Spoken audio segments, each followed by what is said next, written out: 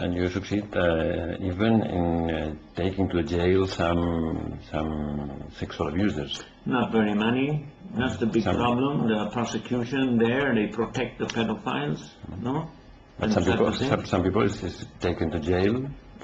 Some people has been taken to jail for yeah, but not many. No, there are not so many. There's some, but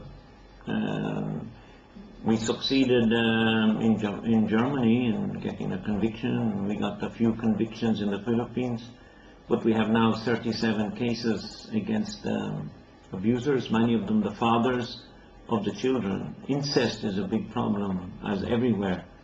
But we think that the tolerance of the sex industry is promoting abuse of children in the home. We have many of these children are victims of sexual abuse by their relatives or pedophiles in the community. And they are not very hard to bring a trial, very, very hard. We have now prosecutors sitting on the case who have not acted for 1 year or 2 years. Imagine a child, I have a case of 4-year-old child, victim of rape, and with medical evidence, who is suffering from venereal disease, no? So, yeah, and the prosecutors are doing nothing about it. What's in their mind, you know? So I have to write to the Department of Justice, and finally they are beginning to do something about this. Which is the level that makes the difference between abusing child or having sex normal? 18-year-old is the age of a child. 18 years old. Yeah, that's also based on the United Nations Convention of the Rights of the Child. But then that is what the standard that they set. In the Philippines, it's 18 years old and younger. Many of the children are not developed at 18. They have also the mind of a child. Many are illiterate. They come from the rural area. That's why they're easily exploited, and they're trafficked, invited to be a domestic worker or work in a restaurant, but in fact they are sold to the sex clubs and bars. That's our work in fair trade, is to try and develop economic base in the villages, you know, to enable the families to have a better income and keep their children going to school, no, and they don't have to allow them to go working in the city. That's why we introduced fair trade, and this is a big project of Preda, where we, first of all, we developed the farmers and the native people. We work for the indigenous people. These are very exploited people, and all farmers are exploited, because in the past, for mangoes, when there was a price fixing cartel, and the rich people would fix a low price always. When I started this business almost 20 years ago with another businessman, an ethical, good man, we said, okay, we start small and then we grow, and in 20 years now after 10 years we're able to buy hundreds of thousands of tons of fresh mango, all kinds, because we process them into dried mango. We don't export or sell the fresh fruit, you know. So we can use everything, and the farmers are very happy to sell, you know, because we buy all the big one, the small one. We make a good price for the farmer, so they're happy. And so now the commercial buyers, they have to pay a higher price also, if they want to get anything. So that cartel, as we call it, broke up. We're able to smash it and keep the price high.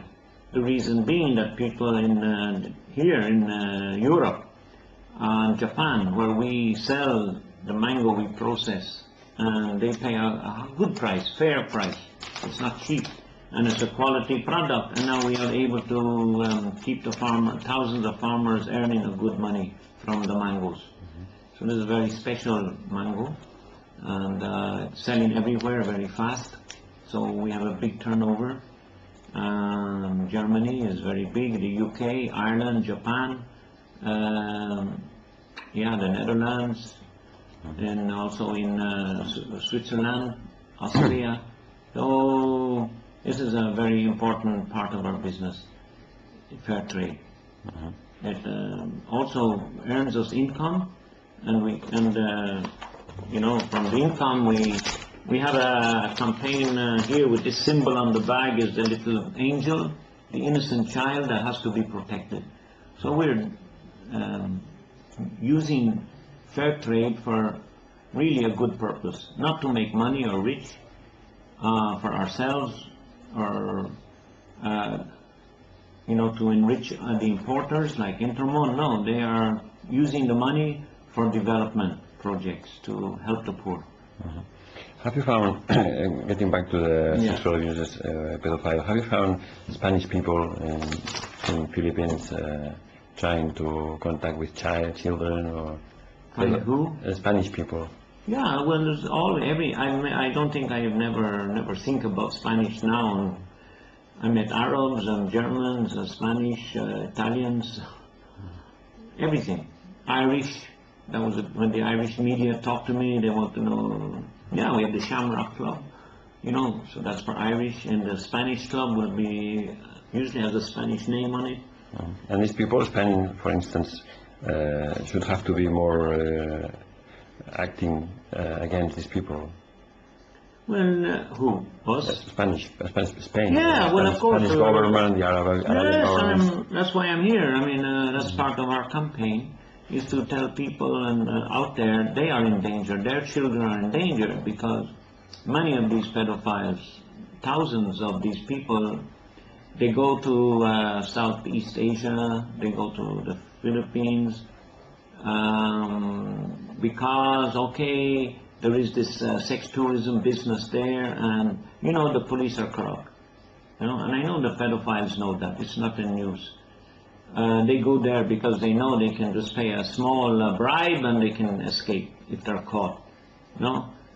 So, although most Spanish, I hear from our news, I mean, most Spanish sex tourists, they are going to a Spanish-speaking country of Latin, Central and South America, because they feel more comfortable, they can speak, blend into the situation.